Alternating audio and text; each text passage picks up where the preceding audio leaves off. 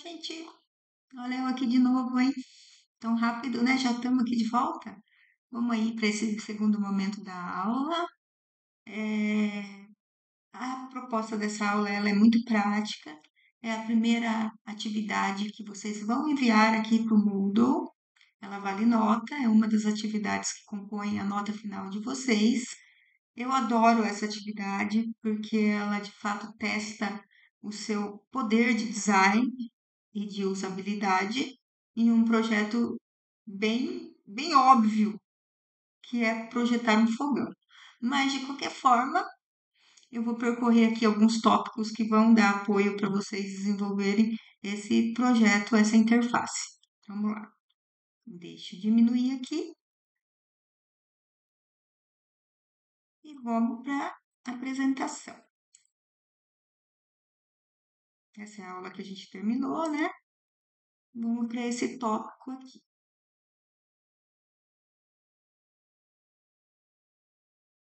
Aqui está falando sobre UX, é um termo chamado User Experience, que tem a ver com a experiência do usuário, né? Esse termo, ele nasce dentro da área de estudo de interface humano-computador e os pesquisadores descreveram estruturas e processos cognitivos que as pessoas realizam durante as suas interações com os computadores e telas, né? Na verdade, no site aqui também passa a ser uma interação com as telas. Isso aconteceu, essas primeiras pesquisas aconteceram nos anos 80 e 90, e entre os processos cognitivos detectou-se percepção, memória, atenção e vigilância, aprendizado, raciocínio e resolução de problemas. Olha que interessante, quando você está de frente de uma tela de computador, você internamente, né, logicamente, está resolvendo problemas. Onde você clica é uma resolução de problema. Para onde ir agora é uma resolução de problema. Então, esses estudos, né, de User Experience nasceram nos anos 80, 90. Aqui continua falando, né, sobre o meu grande autor que eu amo, que é Nielsen. Nielsen é o pai da usabilidade, né? Em 1994, Nielsen começou a levantar esses estudos de usabilidade e ele mapeou 10 heurísticas de usabilidade, sendo elas é, algumas que eu já falei ali com outros termos, né? Mas Nielsen vem e solidifica ela nessas 10 heurísticas, que é a visibilidade do estado do sistema, mapeamento entre o sistema e o mundo real. O que seria mapear o mundo real? Pô, na sua vida real, onde você joga lixo? Na lixeira. Então, o ícone de jogar algo fora tem que ser o mais real possível. A identificação de jogar algo fora deve ser mais próximo ao mundo real. Liberdade e controle do usuário, que é aquilo que eu mostrei para vocês, do usuário poder personalizar a sua interface. A questão de consistências e padrões. A página 1 não pode ser diferente da página 100 do seu site. O mesmo padrão de interface, de fonte, de cores, de posicionamento, prevenção de erros, através do exemplo que eu dei dos formulários, que já nascem com validação de dados, para que o usuário não cometa erros de digitação. Reconhecer em vez de lembrar, não me faça pensar. É uma grande regra. Não me faça pensar. Flexibilidade e eficiência de uso, design estético e minimalista. Não sei se é porque eu li tanto Jacob Nielsen na minha vida, até por conta da pós-graduação, que hoje, se eu fosse me classificar como qual é o meu design é minimalista. Tanto é que quando eu desenho um site, né, eu pego, penso nele como se fosse uma tela em branco, um quadro em branco, e jogo menu. Primeira coisa que eu jogo ali é o menu. Depois eu jogo a área de leitura, algumas coisas. Eu não gosto de, por exemplo, contraste de cor, não é uma característica do meu design. Eu gosto de cores análogas, né? Ou vizinhas. E não tem uma característica que muitos designers têm, que é, pô, sobrou um espaço em branco ali, vou colocar mais alguma coisa. Não, eu adoro espaço em branco. Espaço em branco é saudável, ele dá organização na sua tela, ele permite que o usuário se ache melhor dentro da interface. Então, eu me classificaria como design estético minimalista e talvez pela influência mesmo das leituras de Jacob Niels. Suporte para o usuário reconhecer e recuperar erros, ajuda e documentação. Então, essas são as 10 fundamentações do Nielsen, que fala como projetar, né, essas interfaces de forma saudável dentro da questão de usabilidade. Aqui eu trago algumas estatísticas, né, da parte de web design. 40% das pessoas abandonam uma página se ela demorar mais de 3 segundos para carregar. Desafio vocês, isso é verdade ou não é verdade? Eu, quando clico para abrir um site, demorou muito, eu já desisto e vou para outro. Aqui eu trago então outras estatísticas, depois vocês dão uma olhadinha aí com mais calma, né? E aqui eu trouxe um exemplo, tem muito a ver com o que o Nielsen fala, né? Essa é a tela do Instagram. Nem é a tela tão atual, mas ela é a recordista, né? O Instagram é o recordista de download, né? E ela foi considerada uma das interfaces mais inteligentes e que mais cumpriram requisitos de usabilidade, porque ela é minimalista. Pode ver, o Instagram não tem muito botão, não tem muito caminho a seguir, é aquilo e pronto. Então, ótimo design minimalista de uma interface que deu certo. As interações são simples e fáceis, a interface apresenta poucos itens, poucos passos para concluir uma ação. Uma das métricas de Jacob Nielsen também é a regra dos 3 cliques. Se é uma dentro do site, se você tiver um processo que leva mais de 3 cliques para ser concluído, significa que não está dentro da questão de usabilidade, a não ser que seja uma coisa muito, muito complexa, tipo dentro de um sistema web, um CRM que tem alguma funcionalidade empresarial. Mas tarefas simples de um site simples, se ele tiver mais de 3 cliques, tenho certeza que ele está com algum problema de usabilidade. Experiência de uso permite que as pessoas se sintam fotógrafos profissionais, usem filtros e edições de imagem. Também dá poder, né? Dá potência para o usuário. O Instagram faz isso, dá potência para o usuário. E um mau exemplo de usabilidade, quem não se lembra do Windows 8? Nossa, para mim é o pior exemplo de usabilidade mesmo, porque eles cometeram um erro bárbaro, que tem relação direta com o fato de não levar em conta experiências do passado. Alguém arrisca aí pensar que foi esse erro? Eles tiraram o botão iniciar. Todo Windows sempre tinha o botão iniciar. E aí, quando lançaram o Windows 8, removeram o botão iniciar. Isso foi de fato traumático. Não deu certo, né? O Windows 8 ficou pouquíssimo tempo aí e logo foi substituído. Todo mundo tem o seu preferido, né, do Windows. O meu preferido foi o Windows 7.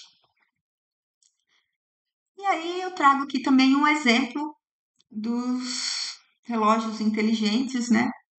Eu tive uma amiga que trabalhou no projeto da Samsung, do relógio da Samsung, do relógio inteligente da Samsung. Ela não era de programação, mas ela era dessa parte aqui de user experience. Diz ela que foi algo muito difícil, eu nunca projetei, tá? Para nada, nenhuma tela tão pequena assim. Ela conta assim que eles trabalharam muitos meses com uma equipe muito grande para conseguir desenvolver essa experiência com o usuário positiva. E eu compreendo, gente. Vamos só pensar. Você pega um usuário que estava acostumado com PC. Aí teve que pegar tudo que existia no PC e jogar dentro de um notebook, numa tela de notebook. Não bastasse, agora a maioria das usabilidades estão nascendo dentro do smartphone. Aí pegaram todas as interfaces e tiveram que projetar para esse espaço de pixels. Agora temos um relógio e tiveram que pegar várias funcionalidades e encaixar num espaço tão pequenininho. Ela conta que foi assim bem difícil chegar nos requisitos de usabilidade através de uma interface tão pequena. E assim, é bom. Eu tenho o da Apple, o relógio. Posso falar que eu adoro, adoro o relógio. Eu uso para algumas coisas muito triviais. Não sei se pode se dizer que é fantástica ainda, né? Eu acho que toda essa interface ainda pode ser revista. O que evitar? Quando for projetar uma interface, seja ela web ou o que for, você precisa evitar algumas coisas. Ó, inconsistência nos elementos da interface. Tem que prestar atenção no que, gente? Na paleta de cores para botões, para texto, para links, para cabeçalhos e para rodapé. Se nos botões você está usando o botão na cor laranja, todos os botões vão seguir a paleta de cores de laranja, assim como texto e links. Hierarquizar através de fontes. Então, fonte para título, fonte para parágrafo, fonte para links. A mesma fonte que você usar no link da página 1, você vai usar no link da página 20.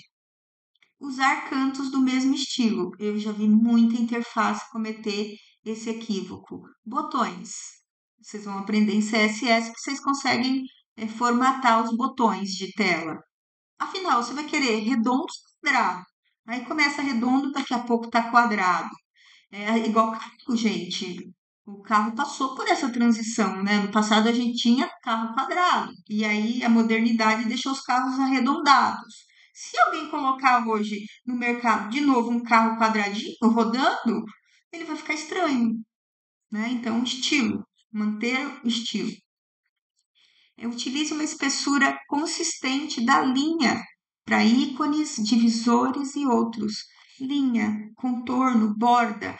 Como posso ter um ícone, um botão que a espessura da linha é 1.0? Daqui a pouco eu tenho o mesmo botão que a espessura da linha é 5.0. Evitar falta de hierarquia entre ações primárias e secundárias. Eu trago aqui um exemplo bem legal, ó. Tela de login. Na tela de login, o que mais acontece é login. Então, deixe em evidência o login. Nessa tela aqui eu estou vendo a evidência no botão de login. Porque, deixa eu só constatar aqui uma coisa, gente, que eu estou morrendo de medo de não ter gravado. Não, estou gravando sim. Continuando. Aqui do outro lado, então, eu tenho uma tela em que eu não tenho hierarquia. Todo mundo tem a mesma hierarquia, que é esqueceu o passaporte, esqueceu a senha, cadastre-se. Essas tarefas elas não são realizadas com a mesma constância do que o fazer login. Isso é hierarquizar, dar mais ênfase para aquilo que você mais executa, entre ações primárias e secundárias. Primária, ações que obrigatoriamente o usuário vai executar. Secundária, talvez eu execute. Então, importante também. Formulários mal elaborados e confusos. Fazer esse tratamento de formulários é obrigatório. Tem várias formas de tratar formulário. Vocês vão ver, né, aprendendo HTML, que a nova versão do HTML5 já tem vários atributos de formulários que fazem validações automáticas, do tipo campo de e-mail para receber e-mail. Que é obrigatório ter o arroba, ponto. Então, formulários bem feitos. Pontos de clique, touch points, pequenos. Já cometi esse erro, confesso. Fiz uma interface uma vez e quando eu fui rodar ela no celular, eu ficava tentando dar o clique e eu mesma não conseguia.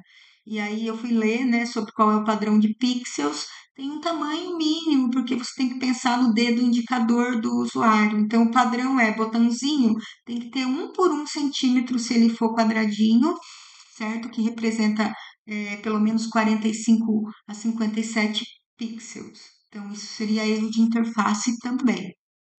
Mensagens de erros mal elaboradas, eu já dei o exemplo para vocês, quando a tela vem com uma mensagem com código em que o usuário. Nossa, se o usuário vê uma mensagem dessa, gente, dependendo do que ele está fazendo, ele entra em pânico. Ele acha que é vírus, ele acha que ele apagou o sistema operacional. Coitado do usuário, né? Feedback ruim ou ausente, né? Dê feedback constantemente, constantes para informar o usuário sobre sua ação. Eu acabei colocando aqui, olha, tô me, me, me expondo aqui que eu comprei McDonald's, a louca do McDonald's. Então aqui tem, ó, ele mostra a sua sacola atual, o que tem dentro da sacola. Então, dar um feedback com constância. O que evita? Usar textos, usar muitas fontes, né? Usar muitas fontes. Recomenda-se 3. Amador, totalmente amador. Sabe quando você está projetando uma tela e aí você não consegue encaixar o texto? Você fala, vamos centralizar. Centraliza. Texto centralizado, excesso de texto centralizado é amadorismo. E também caixa alta em tudo é amadorismo. É bem legal que você brinca aí com posicionamentos, né? Com o tempo, você vai ver que bonito que fica tudo à esquerda, que bonito que fica tudo à direita. Não tem problema. O centralizado nem sempre é saudável. O que evitar? Não deixar espaço em branco. O branco é saudável. Eu acabei de falar com vocês. Não colocar rótulos nos ícones. Ah, tem um motivo para isso, tá? O que que é rótulos? Botãozinho, ícone. O rótulo é quando você passa o mouse em cima e ele explica para que que serve aquele ícone, aquele botão. Isso é ótimo. Por que que é ótimo? Primeiro, porque é uma explicação a mais. Lembra que o usuário sempre erra, então redundância de explicação é legal. E porque você aumenta a área de clique.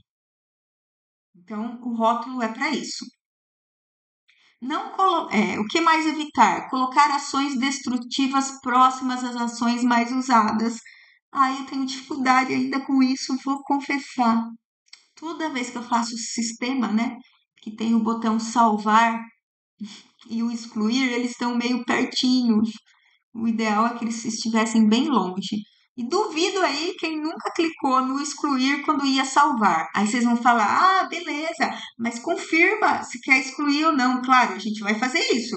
Tem certeza que deseja excluir? Confesso, eu já excluí algo mesmo com a mensagenzinha e depois fiquei em pânico. Porque é uma regra de usabilidade, os botões têm que estar longe. Não criar botões parecidos para tarefas totalmente diferentes. Colocar controle para o mesmo recurso em lugares diferentes. Então, se o salvar na sua tela é aqui, ó, aqui embaixo, na outra tela não pode estar aqui em cima. Elementos ou controle de interface do usuário que se movimenta. Ai, que lindo! Nossa! Tem gente que adora fazer botão piscando, botão se movimentando de lá para cá.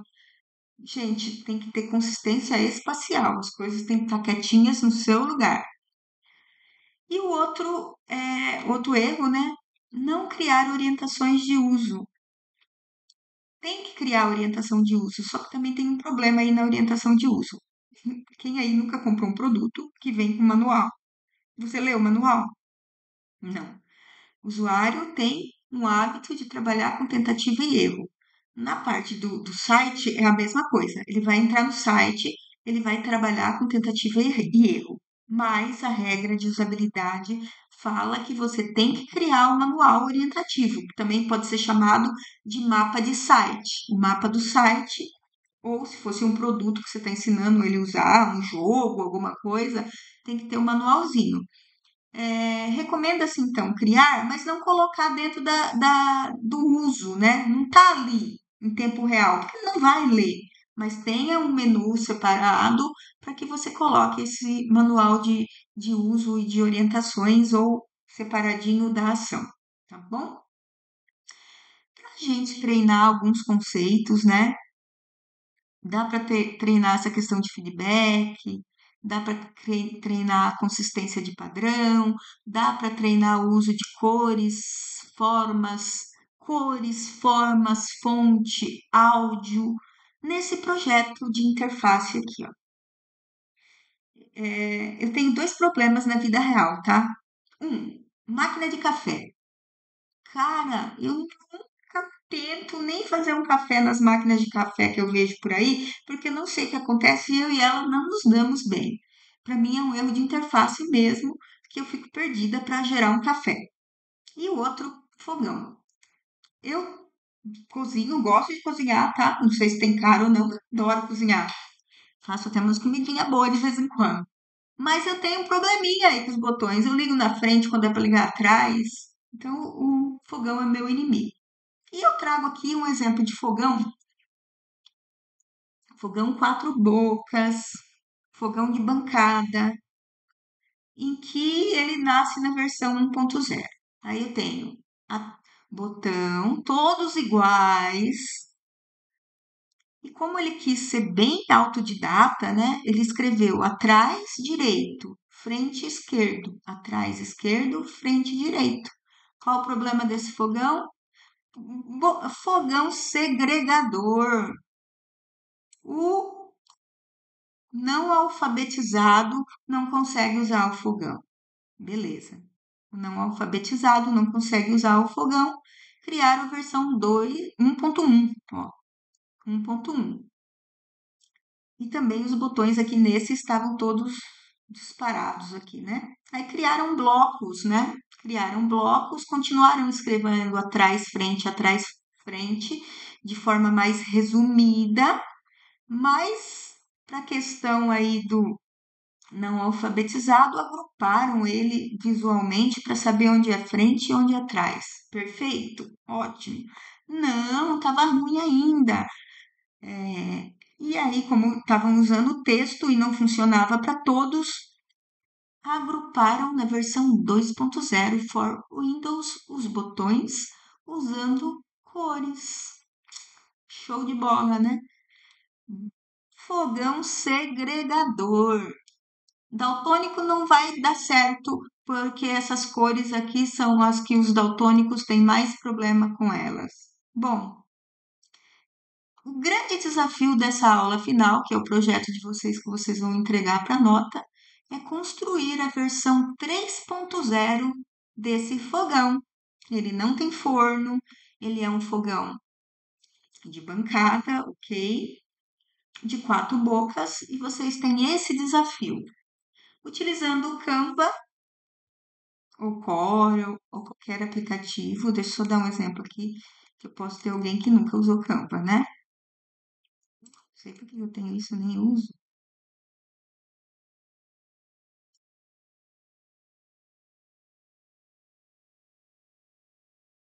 Vamos. Canva.com.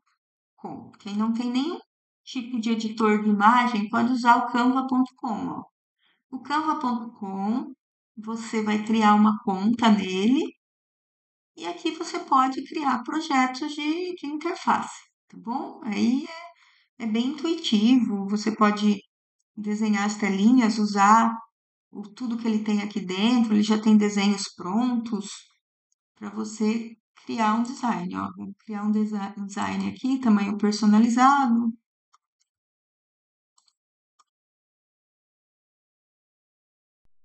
Você vai ter uma telinha em que você tem alguns layouts prontos, mas você pode, por exemplo, buscar por fogão, não é o caso, tá? Ele vai trazer aqui algumas imagens para vocês, mas eu poderia, por exemplo, círculo,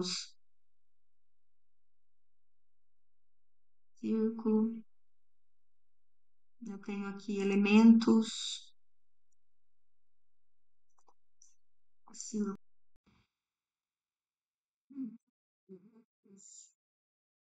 oxe.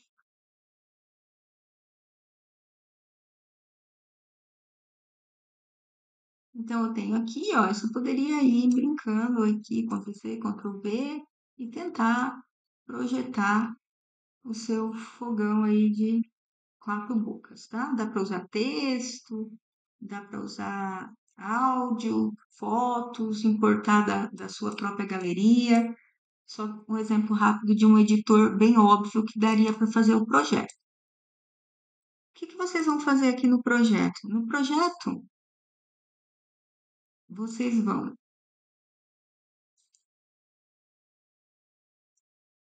utilizar o Canva ou outro editor de imagem e vão recriar a interface do fogão mediante as seguintes regras. Aqui que mora o perigo. Utilizar cores, formas, som.